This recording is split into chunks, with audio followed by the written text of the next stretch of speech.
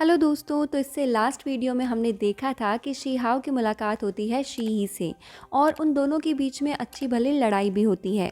लेकिन जैसा कि अब तक चलता आ रहा है, शीहाओ को कोई नहीं हरा पाता और इस लड़ाई में भी शीहाओ जीत जाता है। इसके बाद शीहाओ और शी एक बर्थडे पार्टी में जाते हैं जो ऑर्गेनाइज हो रहा है बुटियन हॉल में। और यहाँ पर शीहाओ को बुटियन पवेलियन के ओरिजिन के बारे में भी बताती है और यहाँ पर शीहाओ समझ जाता है कि शी गोस्ट ग्रैंडपा के बारे में बात कर रही है।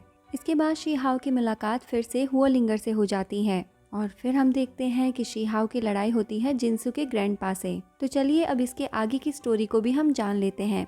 तो दोस्तों, इस एपिसोड की शुरुआत में हम देखते हैं कि शीहाओ मास्टर से अपने ग्रैंडपा के बारे में पूछता है, जिस पर मास्टर उसे रिप्लाई देता है कि वो मर चुका है और अब तुम उसे नहीं देख सकते। तो शीहाओ उनसे बोलता है कि क्या आप मुझे कुछ भी सच नहीं बताना चाहते। तो मास्टर कहते हैं कि वो सिर्फ एक एंट की तरह ह्यूमर प्रैक्टिशनर था। तो शीहाओ कहता है कि लेकिन आपकी तो स्पिरिचुअल बॉडी उन्होंने ही डिस्ट्रॉय की थी। अब वहाँ खड़े और भी लोग ये सुनकर हैरान रह जाते हैं और इस बात को मानने से इनकार करने लगते हैं। तभी एक और एल्डर जो वहाँ खड़े होते हैं वो कहते हैं कि शीहाओ, तुम्हारे ग्रैंडपा को ग्रेट मास्टर जिनसू और ग्रे की लड़ाई से बहुत दुख हुआ, लेकिन वो अभी भी मरे नहीं हैं। इस वक्त वो बाहर गए हैं शिजलिंग की तलाश में। अब जिनसू के ग्रैंडपा कहते हैं कि शीहाओ, तुम्हारे ग्रैंडपा भले ही यहाँ से जिंदा भाग गए, लेकिन तुम उनके जितने लकी नहीं हो। अब ग्रेट मास्टर जिनशू और ग्रेट डीमन गॉड दोनों शीहाओ पर अटैक कर देते हैं। शीहाओ सोचता है कि क्या ये दोनों बहुत ही ज्यादा ताकतवर हैं, क्योंकि इनका सामना तो ग्रैंडपा भी कर चुके हैं। अब जिनसू के ग्रैंडपा ग्रेट डीमन गॉड से कहते हैं कि अगर तुम यहाँ से नहीं गए तो मैं तुम्हें भी मार दूंगा। मैंने पहले भी उस आदमी के टुकड़े टुकड़े किए हैं। जिस पर ग्रेट डीमन गॉड कहते हैं कि मैं तुम्हें याद दिला दूं कि अगर तुम मुझे अपना बदला नहीं लेने दोगे तो मैं तुम्हें मार दूंगा। अब शीहाओ के सर में लटकता हुआ वो ट्रेजर सॉल पगोड़ा शीहाओ से पूछता है कि क्या तुम्हें मेरी मदद की जरूरत है। तो शीहाओ उसे रिप्लाई देता है कि नहीं, इनसे मैं खुद डील कर सकता हूँ। इसके बाद शीहाओ उन दोनों मास्टर से कहता है कि आप दोनों क्या डिस्कस कर रहे हैं, पहले इधर आओ, मुझे मार तो लो। फिर वो दोनों एल्डर्स एक दूसरे से कहते हैं कि हमारे बहस करने का कोई फायदा नहीं, हमारे बदले के लिए शीहाओ का मरना जरूरी है। अब ग्रेट डीमन गॉड अपनी ब्लू स्काई बीम की टेक्निक से शीहाओ पर अटैक कर देते हैं, जिसके बाद शीहाओ भी उन पर पलटवार कर देता है। दोनों इस लड़ाई में घायल हो जाते हैं क्योंकि जिनसू के ग्रैंडपा ने इन दोनों पर छुपकर वार कर दिया था। जिसके बाद हुओलिंगर जिनसू के दादाजी से कहती है कि आप किस तरह के मास्टर हैं जो लोगों पर पीछे से वार करते हैं। जिस पर मास्टर उसे रिप्लाई देते हैं कि यहाँ लाइफ और डेथ के लिए कुछ भी जायज़ है। अगर तुम मुझसे सेटिस्फाई नहीं हो तो तुम भी मुझसे लड़ाई कर सकती हो। तो होलिंगर उनसे कहती है कि क्या आपको इस बात का डर नहीं कि मैं अपने डैड को आपके बारे में सब कुछ बता दूंगी, जिसके बाद वो आपको जला देंगे। तभी वहाँ खड़े एक मास्टर कहते हैं कि फायर एम्परर की बेटी, तुम यहाँ पर बहुत ही खराब व्यवहार कर रही हो। क्या तुम्हारे व्यवहार से तुम्हारे डैड को अपमानित नहीं होना पड़ेगा। अब जिनसू के मास्टर और शीहाओ के बीच में लड़ाई शुरू होती है। जिनसू के मास्टर अपने स्पाइडर बीस्ट फॉर्म में आ जाते हैं और यहाँ शीहाओ भी अपनी कुछ डीमन पावर से उन पर अटैक करता है। सॉल पगोड़ा भी शीहाओ की हेल्प करता है। सॉल पगोड़ा जिनसू के मास्टर को मारता है, लेकिन जिनसू के मास्टर अब बोलने लगता है कि मुझे छोड़ दो, मैं एक डीमन स्पिरिट का ग्रेट मास्टर हूँ, मेरे एंसेस्टर सेलेस्टियन गॉड हैं। अब शीहाओ सॉल पगोड़ा से उनको छोड़ने के लिए कहता है। अब जिनसू के मास्टर कहते हैं कि मैं एक डिग्निफाइड मास्टर हूँ, मैं पहले इंसानों को चींटी जैसा देखता था और अब वही चींटियां मुझ पर चढ़ रही हैं। सॉल पगोड़ा उसे छोड़ देता है, जिसके बाद जिनसू का मास्टर वहां से भागता है, लेकिन सॉल पगोड़ा उसे भागने से रोक लेता है और शीहाओ इसके बाद उसे मार देता है। शीहाओ सॉल पगोड़ा से कहता है कि इस बार तुम इसे अकेले नहीं खा सकते, इसे तुम्हें आधा मुझे देना होगा। तो सॉल पगोड़ा शीहाओ से कहता है कि इससे पहले तुम्हें मुझसे एक डील करनी होगी, तुम bear the law of cost को अकेले नहीं रख सकते क्योंकि तुम्हारी बॉडी में ये पहले से बहुत है। तो शीहाओ कहता है कि इसका मतलब अब तुम मुझसे सेंसरशिप के बारे में बात करना चाहते हो। तो सॉल पगोड़ा कहता है कि क्या तुम इसके लिए पे कर सकते हो। तो शीहाओ पूछता है कि पे क्यों करना है। तो सॉल पगोड़ा बोलता है कि अगर स्पाइडर ब्लड लाइन अभी भी जिंदा हो तो वो तुम्हें जरूर ढूंढेगा और ब्लू फिनिक्स ब्लड लाइन भी जब ठीक हो जाएगा तो भी वो तुम्हें ढूंढेगा। तो शीहाओ कहता है लेकिन ये तुमने अच्छा नहीं किया, तुमने दोनों ही पहाड़ जैसे लोगों को खा लिया और मेरे लिए उनका एक पार्ट तक नहीं छोड़ा। अब सॉल पगोड़ा शीहाओ को एक पंख देता है, जिस पर शीहाओ कहता है कि क्या तुम सच में मुझे सिर्फ एक पंख ही दे रहे हो।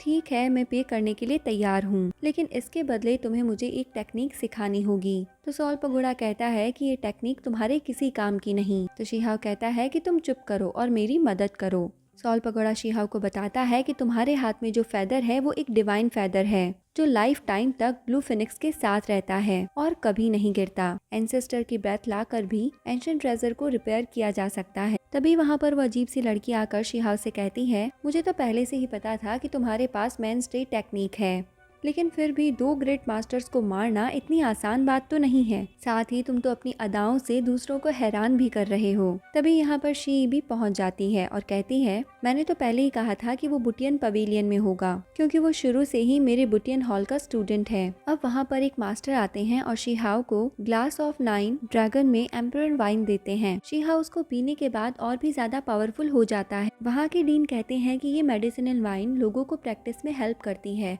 और ये तुम्हारे पास आज एक अपॉर्चुनिटी थी, लेकिन तुमने तो इसे गंवा दिया। तुमने ऐसा क्यों किया? जिस पर शीहाओ ने रिप्लाई देता है कि मुझे स्पिरिट ट्रांसफॉर्मेशन रैम में पहुंचने में देर नहीं लगेगी, इसीलिए मैंने इसको तोड़ दिया। जिस पर डीन कहते हैं कि मैं नहीं जानता कि तुम क्या सोच रहे हो, लेकिन ये सब तुम्हारी चॉइस है। वैसे तुम इस बैंकेट में नहीं बुलाए गए हो, फिर तुम यहाँ पर क्यों आए हो? तो शीहाओ कहता है कि मुझे किसी ने बताया था कि मेरे ग्रैंडपा ग्रेट मास्टर जिन्सू से लड़ने से पहले यहाँ पर आए थे, लेकिन मुझे अभी पता चला है कि ये ग्रेट मास्टर जिन्सू का ही प्लान था। वो फाइटिंग एरेना में लाकर मुझे मारना चाहते थे। अब वो किंग कहते हैं कि शी किंगडम हमेशा पावर्स की रेस्पेक्ट करता है। एंसेस्टर्स ने रूल तोड़ा, इसलिए मैं उन्हें नहीं रोक सकता। अब शीहाओ उनसे कहता है कि अगर मैं पहले से ही यहाँ होता तो मैं यहाँ पर शायद बड़ी मुसीबत खड़ी कर देता, लेकिन अब मुझे यहाँ पर रुककर कुछ करना है। लेकिन आप ये बताएं कि मेरे ग्रैंडपा मेरे माँ बाप को ढूंढने के लिए बाहर क्यों गए हैं? तो वो किंग बताते हैं कि तुम्हारी माँ यिनिंग का जन्म इस रीजन के बाहर हुआ था। उस समय वो शी ट्रेनिंग के लिए डेजर्ट आई थी, लेकिन उसी टाइम उन पर किसी ने अटैक कर दिया, जिसकी वजह से उनका कल्टीवेशन टूट गया। लेकिन लकीली तुम्हारे डैड ने उनको बचा लिया, जिसके बाद दोनों को पहली नजर में ही प्यार हो गया। वो दोनों तुम्हारे लिए हीलर ढूंढने रिमोट एरिया में भी गए। इसके बाद वो दोनों उस जगह पर गए जहाँ पर तुम्हारी माँ हीलर को ढूंढने गई थी। शीहाओ पूछता है कि क्या आपको पता है कि मेरी माँ कहाँ से आई थी? इसके बाद शीहाओ किंग को ये सब बताने के लिए शुक्रिया अदा करता है और वहाँ से जाता है। किंग उससे पूछते हैं कि तुम कहाँ जा रहे हो? तो शीहाओ रिप्लाई देता है कि मैं अपनी फैमिली को ढूंढने जा रहा हूँ। तो किंग कहते हैं कि तुमने और तुम्हारे ग्रैंडपा ने यू पैलेस को नष्ट कर दिया। तो शीहाओ कहता है कि मुझे माफ कर दीजिए, लेकिन अगर आपकी महारानी मुझे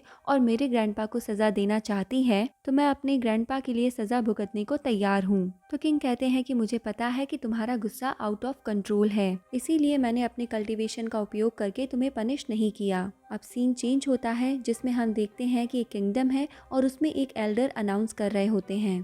तो दोस्तों अनाउंसमेंट ये है कि एम्परर शी का ऑर्डर है कि शीहाओ का राज्याभिषेक एक मार्कस के रूप में हेवनली डेजर्ट में होगा, जिसको सुनकर वहाँ सभी बहुत खुश होते हैं। इसके बाद फिर से सीन चेंज होता है जिसमें किंग शीहाओ से पूछते हैं कि तुम क्या तोहफा चाहते हो? तो शीहाओ कहता है कि शी यहाँ की सबसे जानी पहचानी और यंग मास्टर है और मैं उससे लड़ना चाहता हूँ। किंग शीहाओ को एक चांस दे देते हैं। इसके बाद फिर से सीन चेंज होता है जहां हम देखते हैं कि आसमान से चमकती हुई रोशनी नीचे गिरती है, जिसको दूर खड़ा हुआ एक लड़का देख लेता है। इसके बाद एक एल्डर सभी से कहते हैं कि हुआंगटियन माउंटेन से सुबह एक इम्पोर्टेंट न्यूज मिली, जिसकी वजह से वो आज सुबह किसी से मिलने गए थे। इसके बाद हमें दिखाया जाता है कि शीहाओ एक एंशिएंट आई को पकड़ता है, जिसके बाद अचानक से वो कहीं और पहुंच जाता है जहां एक रेगिस्तान में बहुत सारी हड्डियां दिखाई जाती है। लेकिन तभी वो जगह अचानक से बदल जाती है और शीहाओ एक बर्फीली जगह में अपने माँ बाप को देखता है। शीहाओ उनको देखते ही उनकी तरफ दौड़ते हुए जाता है,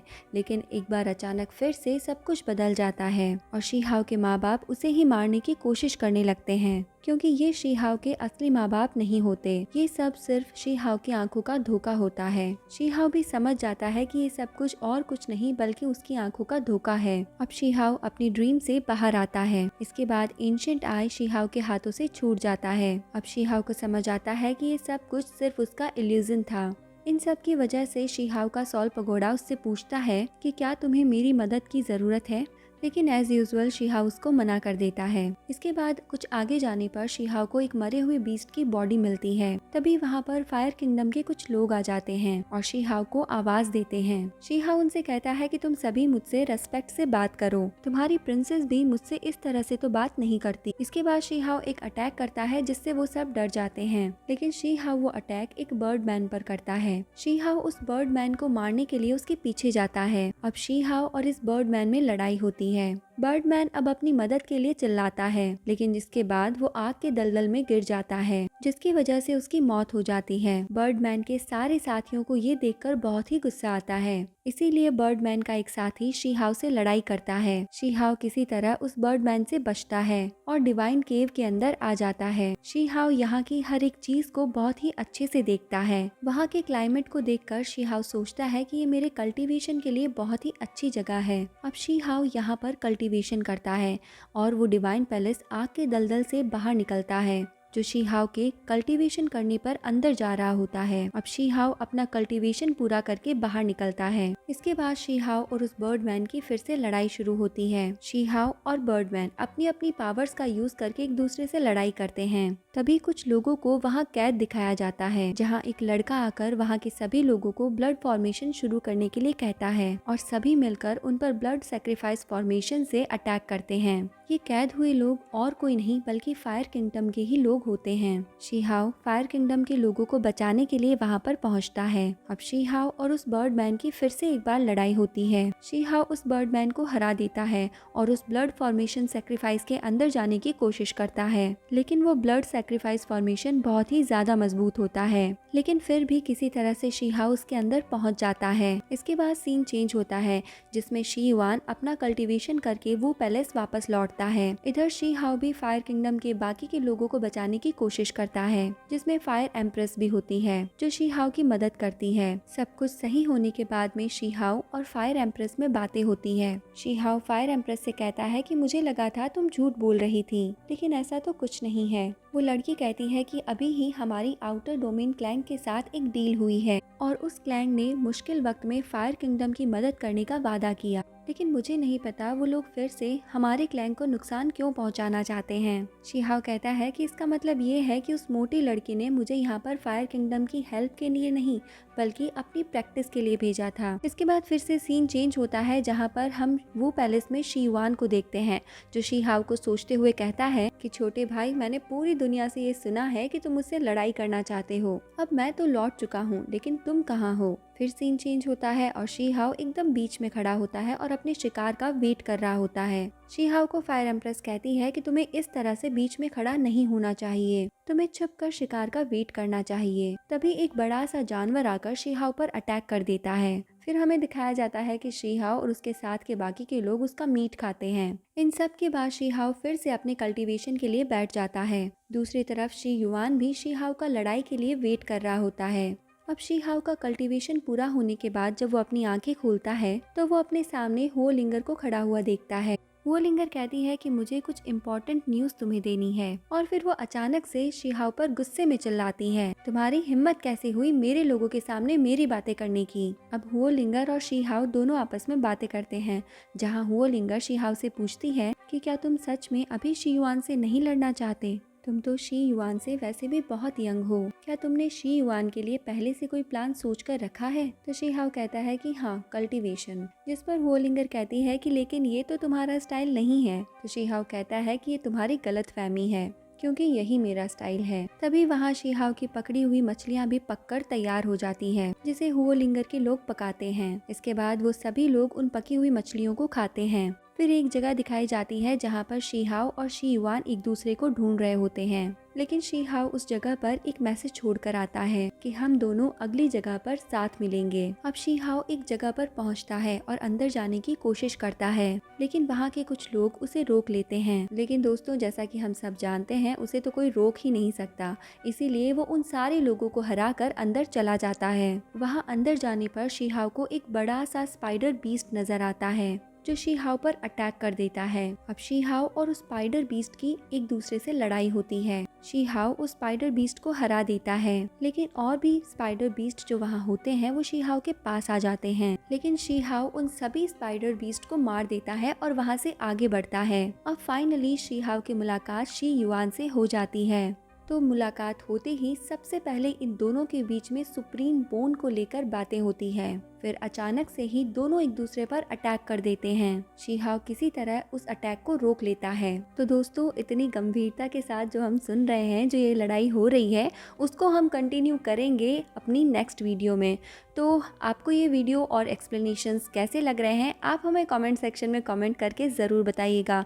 साथ ही अब हम मिलते हैं इसके आगे की स्टोरी के साथ नेक्स्ट वीडियो में। तब तक के लिए bye bye, take care and thank you.